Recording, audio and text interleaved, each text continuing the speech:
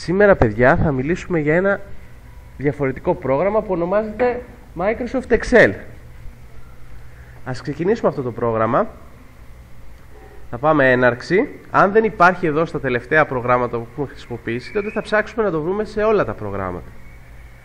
Συνήθως το Excel βρίσκεται εδώ κάπου, αλλά στο δικό μου υπολογιστή βρίσκεται μέσα στο φάκελο Microsoft Office. Και είναι αυτό εδώ το X. Το βλέπετε το Χ. Microsoft Office Excel. Ωραία. Να το. Η οθόνη μας είναι χωρισμένη σε κουτάκια. Κάθε κουτάκι λέγεται κελί. Πώς λέγεται? Κελί. Κελί, πολύ ωραία. Περίμενε.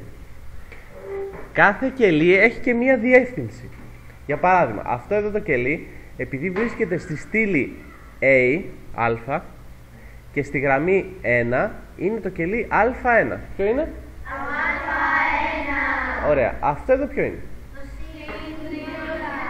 Μπράβο, το C3, γιατί βρίσκεται στη στήλη C και στη γραμμή 3. Ωραία. Αυτό εδώ F10, μπράβο. Λοιπόν, μέσα σε κάθε κελί μπορούμε να γράψουμε γράμματα, αριθμούς, οτιδήποτε, σαν το Word. Ας φτιάξουμε εμείς το λοιπόν. Ας πάμε στο κελί α1 και ας γράψουμε τη λέξη ομάδα. Ομάδα. Με το που πατήσω Enter, βλέπετε, το καταχωρεί και περνάει μέσα. Περίμενε. Εδώ θα γράψω την πρόταση goal υπέρ. Και εδώ, στο διπλανό, στο C, θα γράψω goal κατά. Δηλαδή, πόσα γκολ έβαλε η ομάδα και πόσα γκολ έφαγε η ομάδα, έτσι. Περίμενε. Εδώ θα γράψω βαθμοί.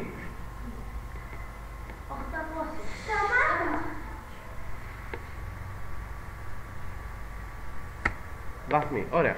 Βλέπετε που το γκολ υπέρ δεν φαίνεται ολόκληρο, γιατί μπαίνει στη μέση το κελί C. Δεν χώραγε. Μπορώ να το μεγαλώσω όμως λίγο το B. Μπορώ να το πιάσω ανάμεσα από το C και το B. Υπάρχει μια γραμμούλα. Με το που πάω το βελάκι μου εκεί, τότε εμφανίζεται αυτός ο σταυρός. Κάνω κλικ εκεί και το μεγαλώνω όσο χρειάζεται. Το βλέπετε?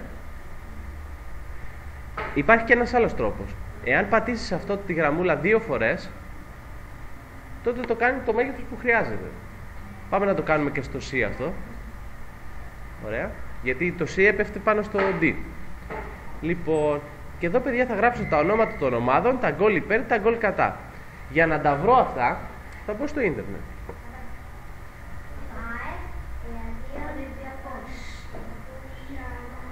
Άρα πάμε βαθμολογία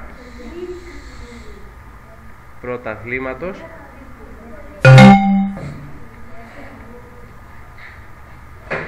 ποδοσφαίρου.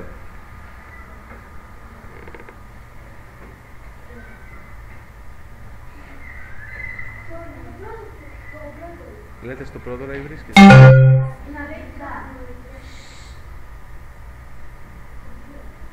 Ναι, εδώ έχει μόνο τη βαθμολογία. Εγώ θέλω, ξέρεις, γενικότερα στατιστικά. Νομίζω ότι... Εδώ είναι, να το. Λοιπόν, κοιτάξτε, είναι Ολυμπιακός ΠΑΟΚ. Θα βάλω τις πρώτες 4 ομάδες. Ολυμπιακός ΠΑΟΚ, Ατρόμητος, Παναθηναϊκός. Άρα, Ολυμπιακός, ΠΑΟΚ, Ατρόμητος, Παναθηναϊκός. Λοιπόν, βλέπετε που δεν χωράνε όλες οι ομάδες, οπότε θα πατήσω 2 φορές εδώ για να μεγαλώσει αυτή η στήλη. Πάμε να δούμε τα γκολ υπέρ. Είναι 43, 4, 25, 12. 43, 4, 25, 12.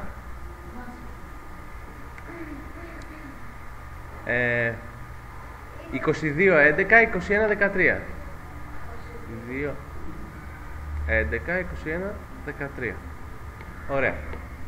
Και οι βαθμοί είναι 40, 32, 25, 24. 40, 32, 25, 24. Λοιπόν, Ωραία, παιδιά. Άρα ουσιαστικά με αυτό το πρόγραμμα μπορούμε να φτιάξουμε πινακάκια, όπως είδαμε και στο Word μπορούμε να φτιάξουμε πινακάκια. Και τι είναι το σπουδαίο σε αυτό το πρόγραμμα? Τίποτα στο σπουδαίο, έτσι δεν είναι? Όμως υπάρχουν σπουδαία. Υπάρχουν πολύ σπουδαία πράγματα που μπορείς να κάνεις με αυτό το πρόγραμμα. Προσέξτε λίγο. Ας πούμε ότι θέλω να βρω... Αυτό που θα σας δείξω τώρα, υπάρχουν δύο τρόποι. Θα ξεκινήσουμε με τον δύσκολο τρόπο, αλλά είναι ο γενικός τρόπος για να κάνουμε πράξεις σε αυτό το πρόγραμμα, στο Excel. Και μετά θα σας δείξω και τον εύκολο τρόπο, που το κάνει κατευθείαν. Αλλά αυτό θα το κάνουμε την επόμενη φορά. Θα δούμε τώρα πόσα γκολ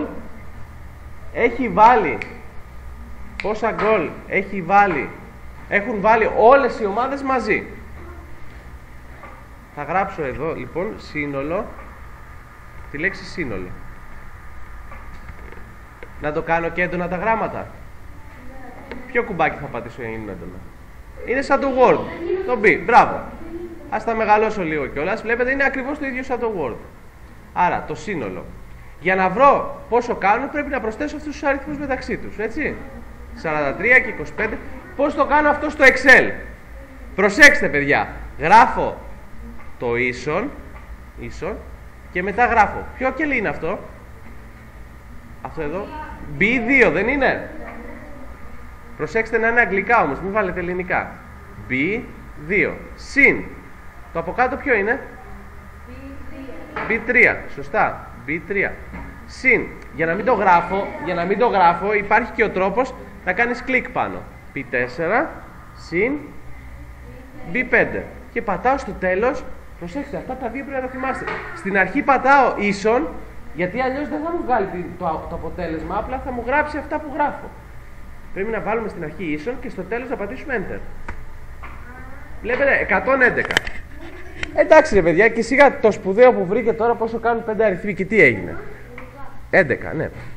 Προσέξτε όμως, ποιο είναι το μαγικό? Το μαγικό είναι ότι αν ο Παναθηναϊκός στην επόμενη αγωνιστική βάλει 2 γκολ, οπότε από τους 22 πάει στο 23, το 21 πάει στο 23, το 111 αλλάζει από μόνο του και γίνεται 113. Το βλέπετε? Ωραίο. Πολύ ωραίο. Το ίδιο πράγμα μπορώ να κάνω και για τα γκολ κατά και για τους βαθμούς. Τελευταίο και μετά θα σας αφήσω να το κάνετε κι εσείς. Τι σημαίνει μέσος όρος? Αυτό που βγαίνει από όλα μαζί. Δηλαδή, άμα μια ομάδα έχει βάλει 9,5 γκολ, το μέσο όρο είναι 9. Ωραία. Δηλαδή, με άλλα λόγια, περίπου μια ομάδα ανθρώπων, ομάδων, οτιδήποτε, κατά περίπου μισό λεπτάκι να το πάρουμε από την αρχή. Θα σας το πω αλλιώς.